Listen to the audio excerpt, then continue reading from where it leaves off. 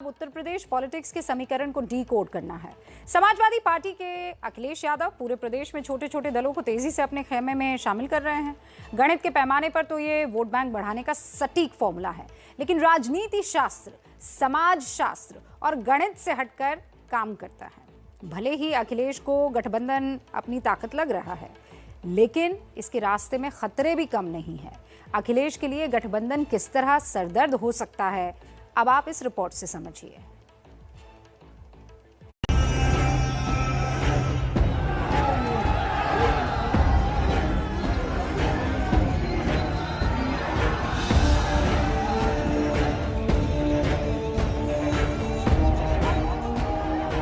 अगर राजभर जी को भी साथ ले आए, महान दल को भी साथ ले आए, कृष्णा पटेल जी का भी दल साथ ले आए और आप लोग भी साथ हैं। जब इतने लोग साथ हैं और सब दल के झंडे हमारे साथ हैं, तो इतनी रंग बिरंगी पार्टी किसी के पास नहीं होगी।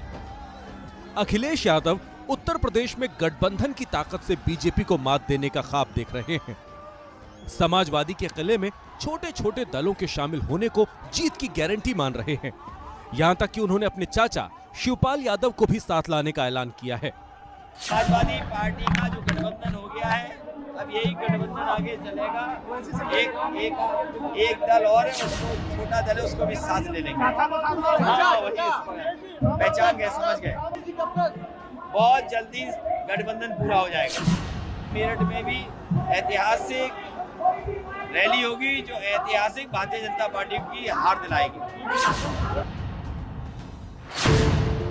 अखिलेश अब तक पूरब से पश्चिम तक गठबंधन का जाल फैला चुके हैं और वो वोटों के लिए राजनीति शास्त्र से ज्यादा समाज शास्त्र और गणित पर भरोसा कर रहे हैं। जयंत चौधरी की आरएलडी से गठबंधन कर अखिलेश पश्चिमी यूपी के 4% वोट पर दांव चल रहे हैं। ओम प्रकाश राजभर की सुहेल देव भारतीय समाज पार्टी से उन्हें पूर्वी यूपी में 4% वोट मिलने की उम्मीद है। महान दल के केशव देव मौर्य से वो 5% वोट की बाजी खेल रहे हैं। संजय चौहान की जनवादी पार्टी के अलायंस से भी उनकी नजर पूर्वी यूपी के कुछ वोटों से है और सीजीपी के तुलेश्वर सिंह के दम पर अखिलेश सोनभद्र और आसपास करिश्मा दिखाने की कोशिश कर रहे हैं। अखिलेश गणित के दम पर भले ही कुर्सी तक पहुंचने की उम्मीद लगाए बैठे हैं, लेकिन ये राह कितनी मुश्किल है, इसका इशारा उनके ही सहयोगी दे रहे हैं। हमारे पास वोट बैंक है, एक बड़ा वोट बैंक है। हम पश्चिमी उत्तर प्रदेश में और पूर्वी उत्तर प्रदेश में, पूर्वांचल में भी काम करते हैं। मिर्जापुर में भी जिला पंचायत की एक सीट हम हारे हैं, एक सीट जीते हैं और एक सीट 100 वोट से हारे हैं। कुशीनगर में भी 2 सीट हम जीते हैं। अम्बेडकर नगर में हमने रैली की थी, वो अलग विषय। कभी बुंदेलखंड में हमने जालौन में रैली की और जालौन हमारा पहले से मजबूत जिला रहा। मुश्किल यही है, ज्यादा दलों का गठबंधन होने के बाद छोटे छोटे दल तो आपस में भिड़ेंगे ही। समाजवादी पार्टी में भी इसे लेकर संघर्ष छिड़ सकता है। खतरा बस इतना ही नहीं है, गठबंधन के सहयोगियों के लिए अखिलेश को अपनी सीटें उन्हें देनी होंगी। ऐसे में पार्टी के जिन नेताओं को टिकट नहीं मिलेगा, उनकी नाराजगी बढ़ेगी। अखिलेश का गठबंधन जिन इलाकों में है, वहां से कई सीनियर नेता आते हैं और सीनियर नेताओं की नाराजगी जीत हार का अंतर बन सकती है। इसके अलावा पार्टी कार्यकर्ताओं का जमीन पर सहयोगी दलों से तालमेल मुश्किल हो जाता है और सहयोगी दल के वोट ट्रांसफर होने भी टेढ़ी खीर है। दूसरी ओर बीजेपी इसे योगी बनाम ऑल की लड़ाई बनाकर फायदा ले सकती है। जो एक परिवार में समट गया है, वह और पत्नी एक को सांसद बनाना चाहते हैं, स्वयं मतलब बनना चाहते हैं, बाकी सिमट गया। वो परिवार लेकर जो नहीं चल सकता है, परिवार भी लेकर नहीं चल सकते हैं। एक ट्रस्ट है इन लोगों का, एक ट्रस्ट चलाते हैं। उनका केवल एक ही धारणा है कि सरकार जब भी बनती उनकी तो लूटना है, डकैती डालना है। गठबंधन अखिलेश को अपनी सबसे बड़ी रणनीति लग रही है, लेकिन राजनीति में कभी कभी सबसे बड़ी रणनीति ही नाकामी का सबब बन जाती है। अभी तो उत्तर प्रदेश में बहुत उठापटक होनी है और लगातार मास्टर स्ट्रोक में खबरों के जरिए आप तक वो उठापटक पहुंचाते रहेंगे। अब जरा बिहार का रुख करते हैं, क्योंकि नीतीश राज के आज 15 साल पूरे हुए हैं। पार्टी जश्न मना रही है, लेकिन उनके रंग में भंग डालने का काम किया है नीति आयोग की एक रिपोर्ट ने, जो ये कहती है कि बिहार देश का सबसे पिछड़ा और गरीब राज्य है, जहां नीतीश के 15 साल के राज के बावजूद आधी से ज्यादा आबादी गरीबी का कहर झेल रही है। नीति आयोग के 12 पैरामीटर्स में से जो 5 है उस पर बिहार देश का सबसे फिसड्डी राज्य साबित हुआ है। इस रिपोर्ट के आने के बाद बिहार में सियासी पारा आसमान पर पहुंच चुका है। बिहार सरकार की नीति आयोग से भी ठन गई है। ये पूरी लड़ाई क्या है आपको दिखाएं, उससे पहले नीति आयोग की इस रिपोर्ट को आप जरा ध्यान से समझ लीजिए।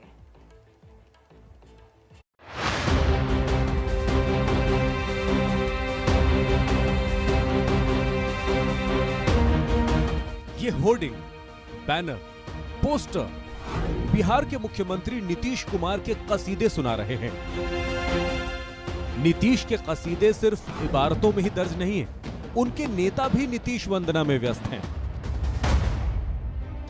पारदर्शी नेतृत्व, समावेशी विकास और 15 साल बेमिसाल।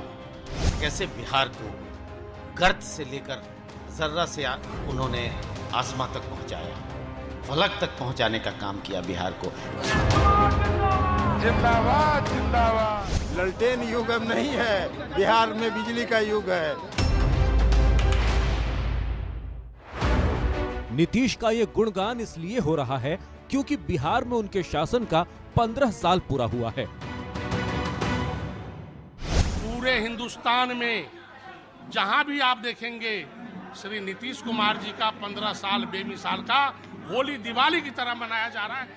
नीतीश की पार्टी के नेता भले ही 15 साल बेमिसाल का उत्सव मनाएं, लेकिन देश की नीति निर्धारण करने वाली सबसे बड़ी संस्था नीति आयोग की ताजा रिपोर्ट ये कहती है कि बिहार बेमिसाल नहीं है।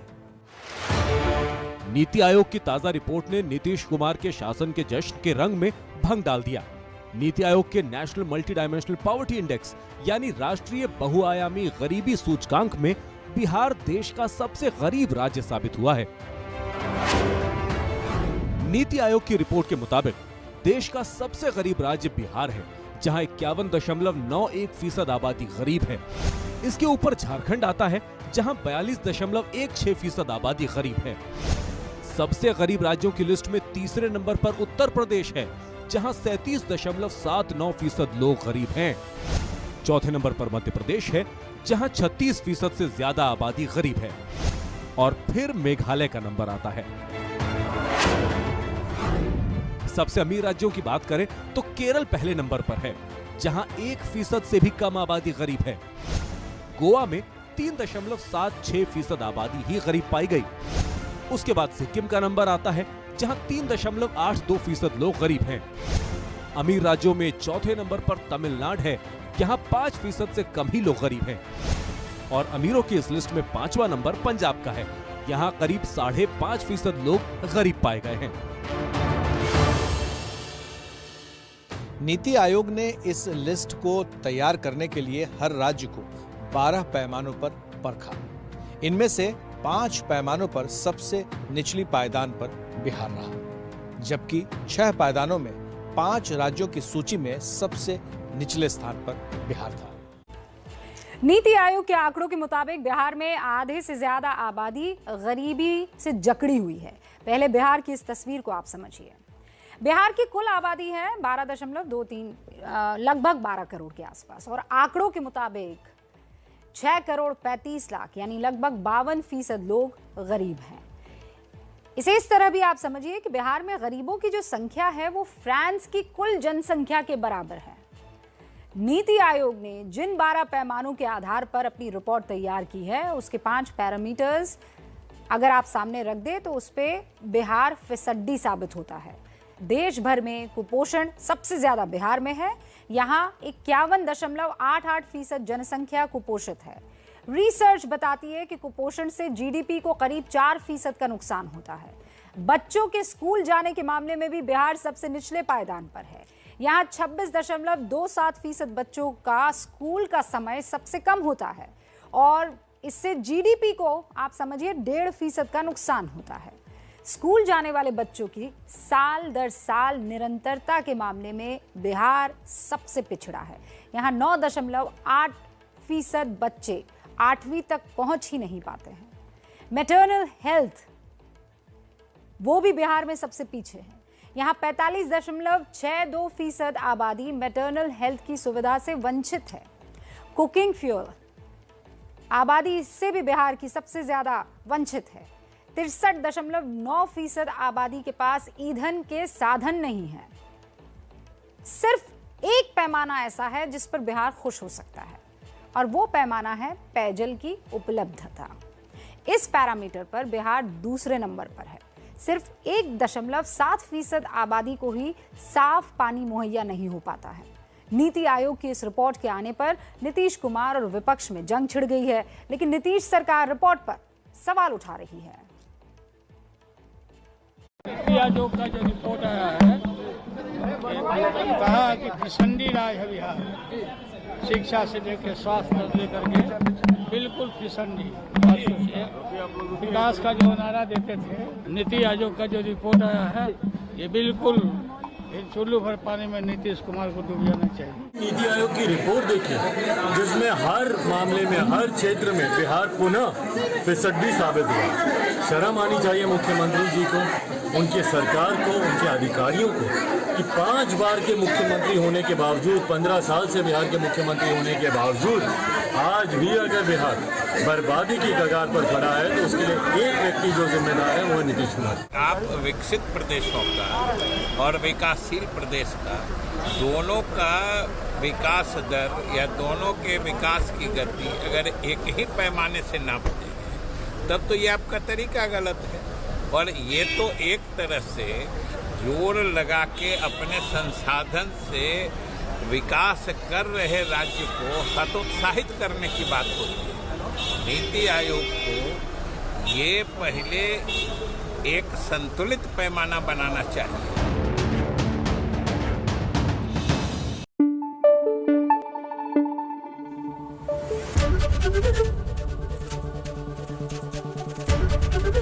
एबीपी न्यूज आपको रखे आगे।